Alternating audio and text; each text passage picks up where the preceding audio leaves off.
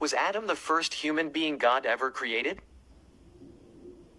In Genesis chapter 2 verse 7, it reads, "Then the Lord God formed a man from the dust of the ground and breathed into his nostrils the breath of life, and the man became a living being."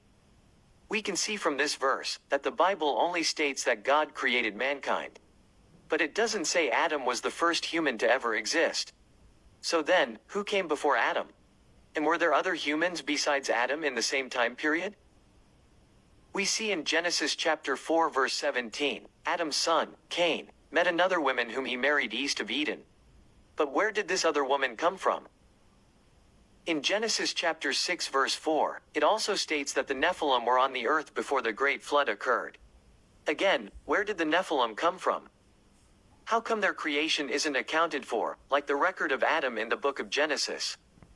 It seems the Bible has left out many details, and is a mystery we have to solve. What's even more staggering is that archaeology estimates that human beings have existed for 3.3 million years already.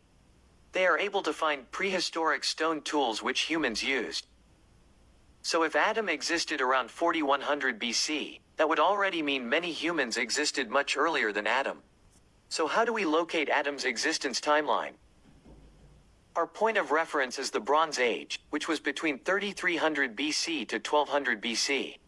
And in Genesis chapter 4 verse 22 it states that Tubal-Cain, Adam's great-grandson of 8 generations, forged all kinds of tools out of bronze and iron.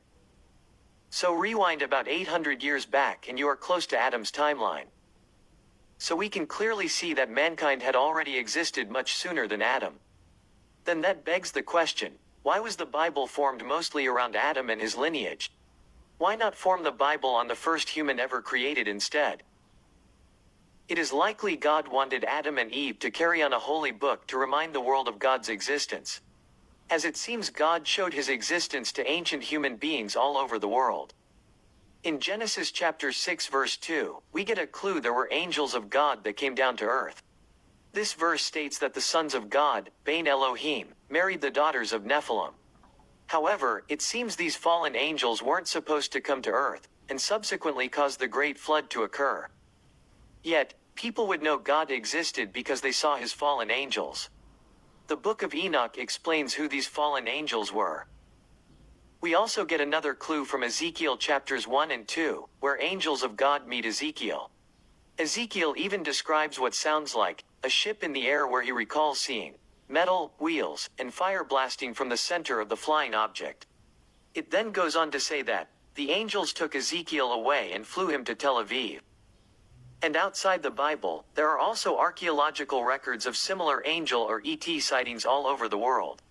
The book, Chariots of the Gods, documents these sightings and markings that match similar stories to Ezekiel, found all over the world. Meaning that ancient humans, before Adam, would have met the same angels that Ezekiel met. So we can only conclude that God created Adam and Eve, so that there would now be a book for the whole world to be reminded that God still exists.